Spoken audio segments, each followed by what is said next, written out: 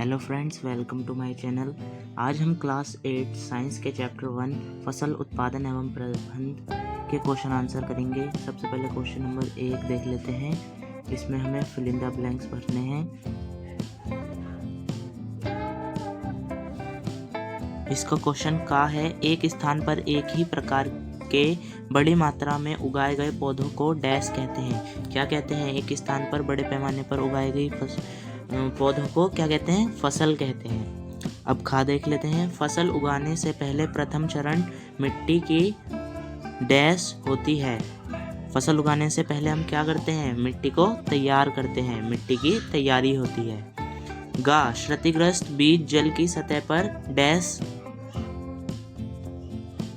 लगेंगे।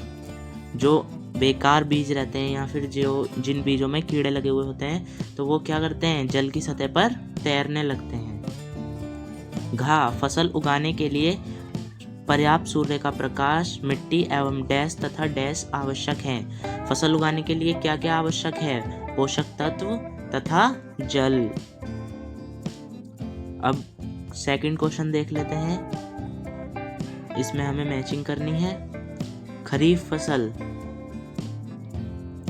फसल इसकी मैचिंग ई है। धान एवं मक्का क्या है? खरीफ फसल है। रबी फसल कौन कौन सी है? गेहूं, चना और मटर।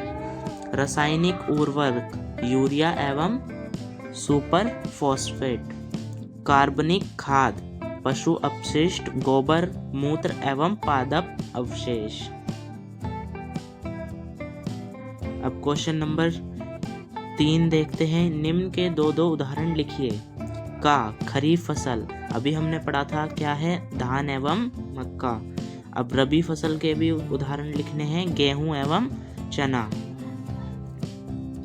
प्रश्न नंबर 4 है, निम्न पर अपने शब्दों में एक एक पैराग्राफ लिखिए। मिट्टी तैयार करना। देख लेते हैं पैराग्राफ। यह प्रक्रिया फसल उगाने का प्रथम चरण है। मिट्टी को पलटने और पोला बनाने से पौधों की जड़ें गहराई तक जाकर श्वसन कर सकती हैं। पोली बनाई हुई मिट्टी में केंचुए और सूक्ष्म जीवों को वृद्धि में सहायता मिलती है तथा ये मिट्टी को और अधिक पोला कर ह्यूमस बनाते हैं। इसके अतिरिक्त मिट्टी पलटने से पोषक पदार्थ ऊपर आ जाते हैं जो अच्छी फसल उगाने में अत्यंत महत्वपूर्ण होते हैं। अब खा देख लेते हैं। बुआई, यह फसल उत्पादन का महत्वपूर्ण चरण है। मिट्टी को तैयार करने के पश्चात खेत में बीज बोए जाते हैं। उचित दूरी एवं गहराई पर खेत में बीज बोना बुआई कहलाता है। बुआई के लिए अच्छी गुणवत्ता किस्म के साफ एवं स्वस्थ बीजों का चुनाव करना जरूरी होता है। उचित बीज चुनने के बाद इन बीजों को उचित गहराई दूरी पर बोना चाहिए ताकि प्रत्येक पौधे को पर्याप्त हवा, प्रकाश, खनिज एवं पानी मिल सके। बुआई से निम्नलिखित विधियों का प्रयोग किया जाता है। परंपरागत औजार, सीड ड्रिल। अब गा देख लेते हैं। निराई, खरपतवार हटाने को निराई कहते हैं। निराई नहीं करने से खरपतवार जल, पोषक तत्व आदि ग्रहण कर फसल की वृद्धि को प्रभावित कर सकते हैं। फसल उगाने से पहले खेत जोतने पर धूप के कारण खरपतवार मर जाते हैं और मिट्टी में मिल जाते हैं। खरपतवार हटाने का सही समय फूल एवं बीज बनने से पहले होना चाहिए। खरपतवार को हाथ से, खुरपी आदि की सहायता से हटाया जा सकता है। और बहुत सारी दवाइयाँ भी आती हैं खरपतवार नाशी जिन्हें कहते हैं, जिनकी सहायता से भी हम खरपतवार हटा सकते हैं। घ देख लेते हैं। थ्रेशिंग, खेतों में काटी गई फसल से बीजों या दानों को भूसे से अलग करने के प्रक्रम को क्या कहते हैं? थ्रेशिंग कहते हैं। थ्रेशिंग करने के भी कई तरीके होते हैं, जैसे छोटे खेत वाले किसान अनाज के दानों को फटककर विनोइंग द्वारा अलग करते हैं और बड़े खेत वाले किसान कंबाइन मशीन का प्रयोग करते हैं। प्रश्न नंबर 5, स्पष्ट कीजिए उर्वरक खाद से किस प्रकार भिन्न है। तो हम पहले देख लेते हैं उर्वरक के बारे में। उर्वरक एक मानव निर्मित लवण है। उर्वरक का उत्पादन फैक्ट्रियों में होता है। उर्वरक से मिट्टी को ह्यूमस प्राप्त नहीं होती। उर्वरक से पादप पोषक जैसे कि नाइट्रोजन, फास्फोरस तथा पोटेशियम प्रचुरता में होते हैं। अब हम खाद के बारे में देख लेते हैं। खाद एक प्राकृतिक पदार्थ है जो गोबर एवं पौधों के अवशेष के विघटन से प्राप्त होता है। खाद खेतों में बनाई जा सकती है। खाद से मिट्टी को ह्यूमस प्रचुर मात्रा में प्राप्त होती है। खाद में पादप पोषक तुलनात्मक रूप से कम होते हैं। प्रश्न नंबर 6 है, सिंचाई किसे कहते हैं? जल संरक्षित करने वाली सिंचाई की 2 विधियों का वर्णन कीजिए। फसलों को कृत्रिम रूप से आवश्यकता अनुसार पानी देना सिंचाई कहलाता है। पौधों में लगभग 90% जल होता है। मनुष्य के शरीर में कितने प्रतिशत होता है? 70%। और पौधों में लगभग कितना प्रतिशत जल होता है? 90%। जल संरक्षित करने वाली विधियां। पहली विधि है छिड़काव तंत्र। इस विधि का उपयोग असमतल भूमि के लिए किया जाता है जहां जल कम मात्रा में उपलब्ध है।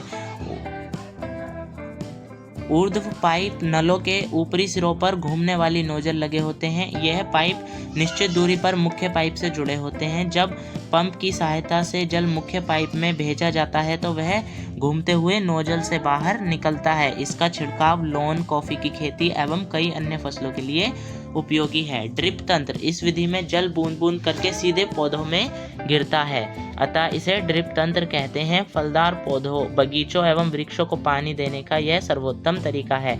इस विधि में जल बिल्कुल भी व्यर्थ नहीं होता, अतः यह जल की कमी वाले क्षेत्रों के लिए वरदान है। प्रश्न नंबर 7 है, यदि गेहूं की फसल खरीफ ऋतु में उगाई जाए तो क्या होगा? चर्चा कीजिए।